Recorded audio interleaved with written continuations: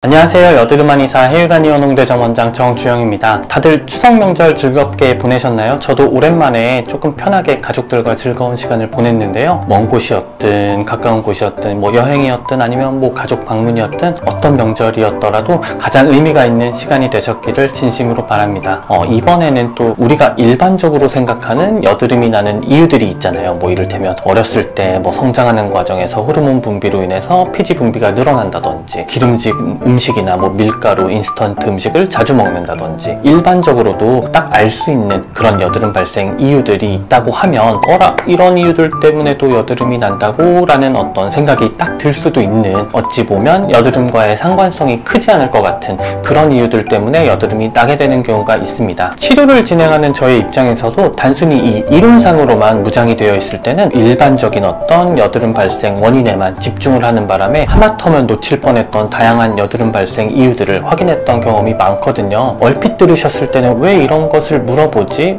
친목 차원에서의 질문 같은 건가? 이런 의문이 드실 수 있겠으나, 사실은 계속해서 발생하는 트러블의 원인을 최대한 좀 자세하게 파악해보기 위한 의도로 내원해주시는 환자분들께 무언가 여쭤보는 경우가 대부분이라고 생각해 주시면 좋을 것 같습니다. 흔하지 않더라도 충분히 여드름 치료 차원에서 알고 계시면 좋을 그런 이유들에 관련한 이야기를 한번 해보도록 하겠습니다. 여드름 한의사.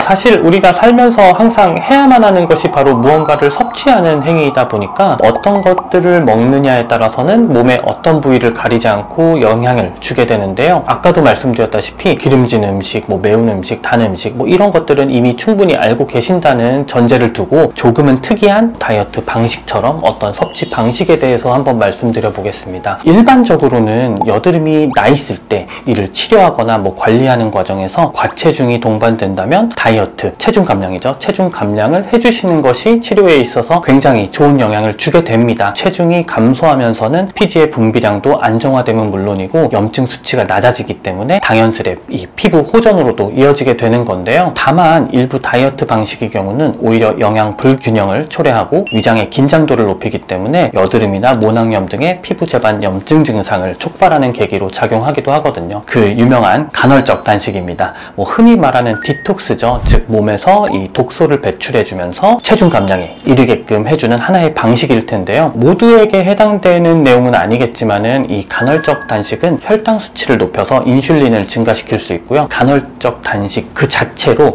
인슐린 스파이크, 즉 인슐린 레벨의 어떤 갑작스런 상승을 유발할 수 있는데, 인슐린이 늘어나면 피지 생성이 늘어나면서 여드름 유발 가능성이 높아지게 됩니다. 황제 다이어트도 또 하나의 여드름 유발 요인이 될 수 있습니다.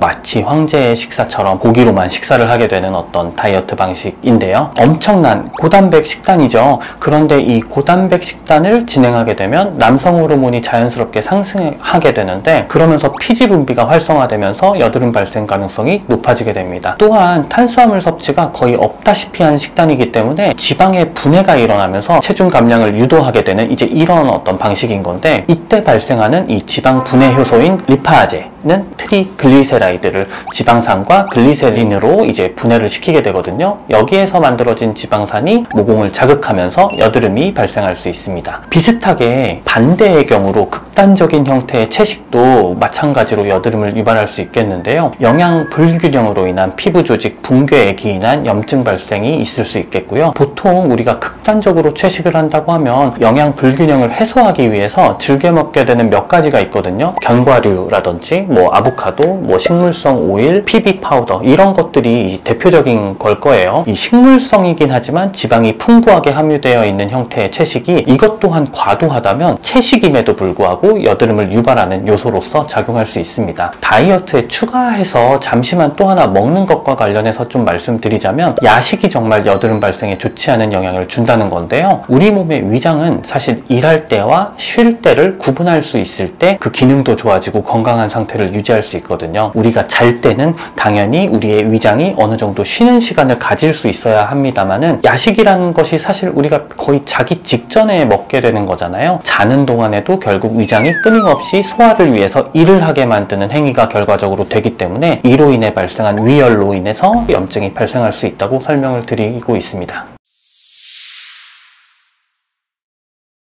이전에 영상에서 한 번 정도 언급한 기억이 있긴 한데요. 의도와는 다르게 여드름이나 염증을 유발하는 것들이 있습니다. 비타민은 피부에도 당연히 좋을 것 같다는 생각을 하게 되지만 사실 비타민은 그 종류가 정말 다양하거든요. 얻고자 하는 어떤 그 기능에 따라서 복용하실 비타민을 고르시는 것이 훨씬 좋습니다. 오늘 이야기는 여드름을 유발하는 것들에 대한 이야기니까 그 비타민 종류만 간단히 소개해 드리도록 하겠습니다. 바로 비타민 B인데요. 조금 더 디테일하게 들어가면 B7에 해당하는 비오틴이 먼저입니다. 많이들 들어보셨을 거예요. 특히나 요새처럼 풍성한 머리숱이나 손발톱 영양에 관심이 많으신 때에 그 개선을 위해서 첫 번째로 접하게 되는 영양제가 바로 이 비오틴인데요. 주로 모발에 영향을 주어서 탈모를 예방하고 또 개선하기 위해서 비오틴을 섭취하시는 경우가 굉장히 많아졌습니다. 다만 이 영양이라는 것이 모낭에 집중되면서는 모낭 내 염증의 재료가 많아지기 때문에 여드름 혹은 모낭염 등의 증상에 도움이 되지 않는 경우가 매우 많고요. 비타민 B 중에서 B12의 경우도 피지 분비를 증가시키고 포함된 니아신 성분으로 인해서 홍조가 유발되는 경우가 있기 때문에 마찬가지로 주의하셔야 됩니다. 이왕 말이 나온 김에 첨언해서 좀 말씀드리는 부분은 비타민과 마찬가지로 유명한 오메가3입니다. 오메가3 역시 기본적으로 EPA와 DHA라는 성분을 주로 가지고 있는데요. 이것들은 염증성 물질인 사이토카인과 이 류코트리엔을 감소시키고 이 항염증성 물질인 레졸빈과 프로텍틴을 증가시키면서 피부 염증의 어떤 완화 효과를 기대할 수 있겠는데요. 또한 피부 수분감을 유지하고 콜라겐 합성을 유도해서 재생에도 효과를 보일 수 있습니다만 무조건 맹신해서만은 안 될 부분이기도 한 게요. 기본적으로 이 오메가3는 지방산이기 때문에 과도한 섭취는 어쨌든 피지 분비를 늘리기 때문에 결국 여드름을 발생시킬 수 있는 원인이 될 수 있기도 하거든요. 지방산을 섭취했다고 해서 피지가 무조건 늘어나고 이런 단순한 구조가 아니기 때문에 비교적 큰 염려 없이 섭취하셔도 좋겠지만은 항상 제가 강조드리고 싶은 거는 과유불급입니다. 지나치면 항상 오히려 문제를 유발할 수 있겠기에 오메가3 섭취 이후에 만약에 어떤 발생하는 여드름 양상이 증가한다면 섭취를 빠르게 중단하시는 것도 꼭 추천해드리고 싶습니다. 다음 이야기. 해율 한의원에서 크게 신경 쓰는 부분 중 하나입니다. 이 쉐이크라고 많이들 말씀하시더라고요. 여드름 발생의 일종의 어떤 부스터가 될 수도 있습니다. 내가 이러한 증상을 겪을 때 피부에 여드름이 발생할 수 있는 그런 몇 가지 증상을 소개해 드리겠습니다. 첫 번째로는 입니다. 이 여드름뿐 아니라 아토피나 습진, 두드러기 등의 기타 증상과 혼합되는 경우가 굉장히 많거든요. 오히려 한약 처방을 통해서 이 증상에 대한 완화를 반드시 유도해야만 여드름 치료가 성공적일 수 있습니다.